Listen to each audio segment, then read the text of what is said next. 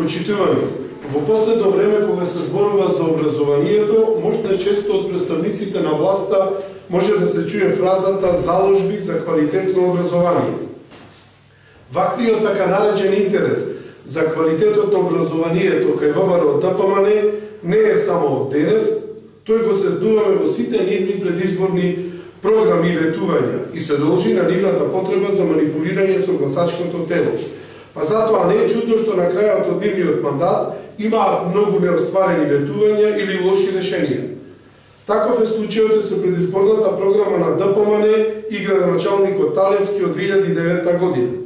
Ветија осовременување на наставата со инсталирање на компјутери во рамките на проектот на владата компјутер за секое дете, а делумно се реализира проект компјутер пред секое дете, зашто тие неквалитетни компјутери во голем дел се во употреба и се само декор во училниците. Умрежувањето не функционира, а интернет ретко има. Но за каква информатичка технологија говориме, кога во училиштата во Битола нема елементарни услови за работа? Учениците се смрзнуваа, а наставата беше скратена со првиот снег. Така ли ќе се постигне современа настава во 21. век? Замислете, за 2 мандати и со 8 буџети, со околу 200 милиони евра, не можело ништо да се направи од тоа за образованието.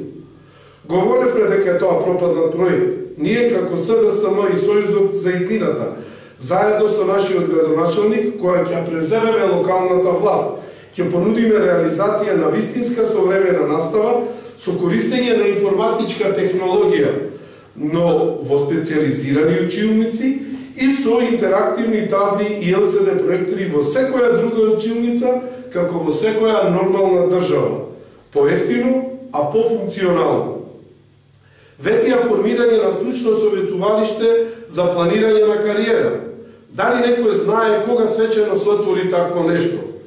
А ако беше, сигурно ќе беше промовирано. Знаењето е сила, лажните ветувања се моќ. Ние и нашиот градоначалник, која ќе преземеме локалната власт, ќе формираме центар за талентирани и надарени ученици, а општината ќе ја има улогата на образовен брокер, кој ќе потикнува и посредува во воспоставувањето на функционална соработка помеѓу бизнис, заедницата и училиштата. Ќе создаваме предуслови за развој не само на формалното образование, туку и на неформалното и информалното образование или самообразованието. Почитувани, наша цел и задача е да им го вратиме достоинството на наставниците, кое со владењето на ДПМН целосно е згазено.